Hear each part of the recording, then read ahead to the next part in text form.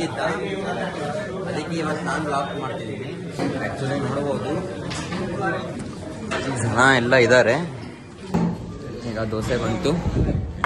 Veg biryani ಎಷ್ಟು ಕೊಡ್ತೀಯ? 10 out of? ಇಲ್ಲಿ ಒಬ್ಬೊಬ್ರು ಒಂದೊಂದು ರಿವ್ಯೂ ಹೇಳೋದು, ಬಟ್ ನಾನು 10 ಔಟ್ ಆಫ್ 6.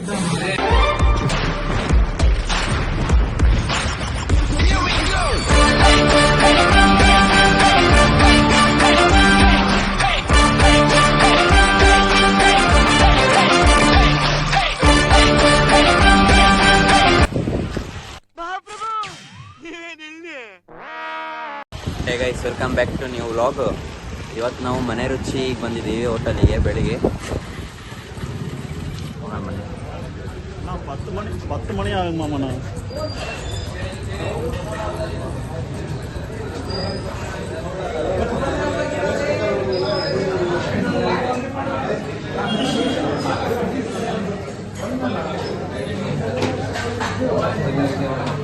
ಬಾರಪ್ಪ, 3 ಪ್ಲೇಟ್ ಇಡ್ಲಿ, ಒಂದು ಸಿಂಗಲ್ ಇಡ್ಲಿ ಹಾಕೋ. 3 ಪ್ಲೇಟ್ ಇಡ್ಲಿ, ಒಂದು ಸಿಂಗಲ್ ಇಡ್ಲಿ. ಸೇಮ್ ಫಸ್ಟ್ ಎರಡು ಸಿಂಗಲ್ ಇಡ್ಲಿ ಕೊಟ್ಟು ನೋಡ ಕೊಡ್ತೀನಿ. ಒಂದು ಕೇಸರಿ ಬರ್ತೀನಿ, ಎಲ್ಲ ಶೇರ್ ಮಾಡಿ. ಏನು ಹೇಳೋದು? ಹಾಫ್ ಆಫ್ ಇಡ್ಲಿ, ಸರಿ ಹಾಫ್ ಆಫ್ ಕೊಡ. ಇವತ್ತು ನಮ್ಮ ಅಣ್ಣ ಮಲಗಿದ್ದ, ಅದಕ್ಕೆ ಇವತ್ತು ನಾನು ಬ್ಲಾಗ್ ಮಾಡ್ತಿದ್ದೀನಿ. ಈಗ ಸಿಂಗಲ್ ಇಡ್ಲಿ ಹೇಳಿದ್ದೀವಿ, ಮತ್ತೆ 5 ಮಸಾಲೆ ಹೇಳಿದ್ದೀವಿ.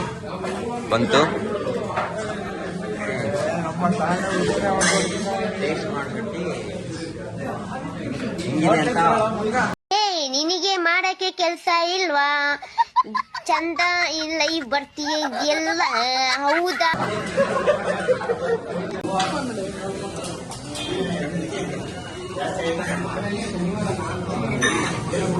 ಆ್ಯಕ್ಚುಲಿ ಖಾರ ಚೆನ್ನಾಗೇ ಇದೆ. ನೋಡೋಣ, ಇನ್ನು ಇಡ್ಲಿ ಏನೋ ಚೆನ್ನಾಗಿದೆ, ಹೊರಟಿದೆ. ಮಸಾಲೆ ಹೇಳಿದ್ದೀವಿ, ನೋಡೋಣ. ಆ್ಯಕ್ಚುಲಿ ನೋಡ್ಬೋದು ಜನ ಎಲ್ಲ ಇದ್ದಾರೆ.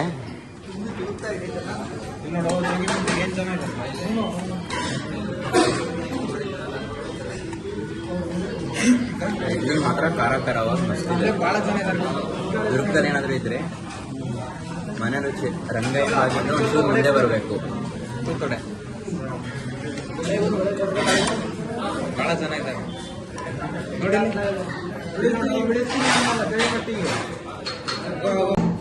ಈಗ ದೋಸೆ ಬಂತು.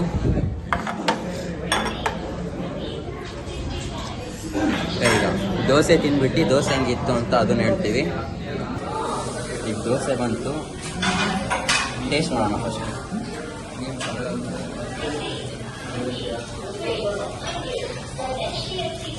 ಸ್ವಲ್ಪ ರಿವ್ಯೂ ಕೊಡ್ರಿ, ನೀವು ಬರ್ತೀವಿ.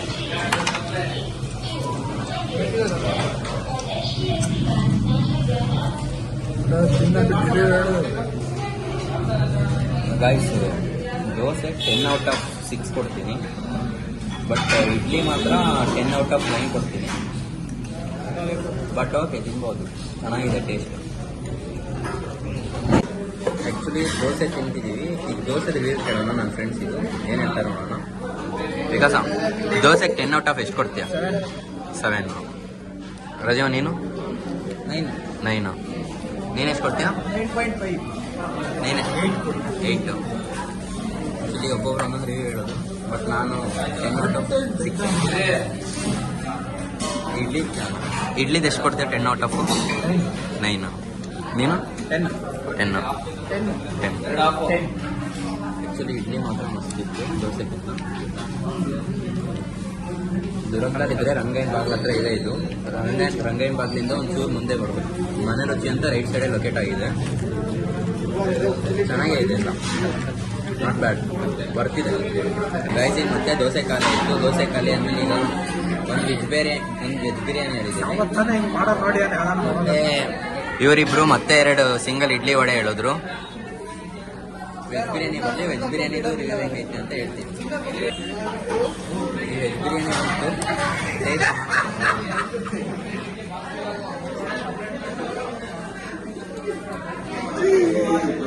ಆ್ಯಕ್ಚುಲಿ ನಾವು ಮೆಣಸಿನ್ಕಾಯಿ ಇಡ್ಲಿ ಒಳಗೆ ಮೆಣಸಿನ್ಕಾಯಿ ಕೊಟ್ಟಾಗಲೇ ನಾವು ಸೈಡಿಗೆ ಇಟ್ಟಿದ್ವಿ, ತಿನ್ನೋಕ್ಕಾಗಲ್ಲ ಅಂತ. ಅವ್ರು ಮತ್ತೆ ಪಲಾವ್ ಮೇಲೆ ಮತ್ತೆ ಮೆಣಸಿನ್ಕಾಯಿ ಹಾಕೊಂಡಿದ್ದಾರೆ.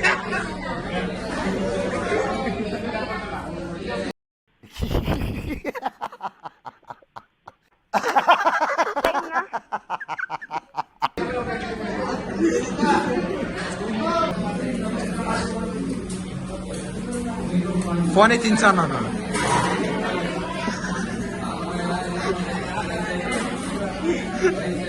Guys veg biryani 10 out of 5 ಕೊಡ್ತೀವಿ. ಅಷ್ಟೊಂದು ಟೇಸ್ಟ್ ಏನಿಲ್ಲ. So 10 out of 5. ವಿಕಾಸ್ನ ಕೇಳೋಣ ಹೆಂಗಿದೆ ವೆಜ್ ಬಿರಿಯಾನಿ. ವೆಜ್ ಬಿರಿಯಾನಿ ಎಷ್ಟು ಕೊಡ್ತೀಯ 10 ಔಟ್ ಆಫ್? ನನಗೆ ಎಷ್ಟು ಚೀಪ್ ಅನಿಸ್ಬಿಡ್ತು ಅಂದ್ರೆ ಥೋ ನಿಮ್ಮ ಈ ತರದೆಲ್ಲ ಇದಾರೆ ಜನ.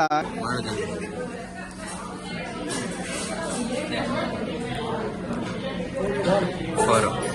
ಫೋರ್ ಆ್ಯಕ್ಚುಲಿ ವೆಜ್ ಬಿರಿಯಾನಿ ಅಷ್ಟು ಟೇಸ್ಟ್ ಇಲ್ಲ.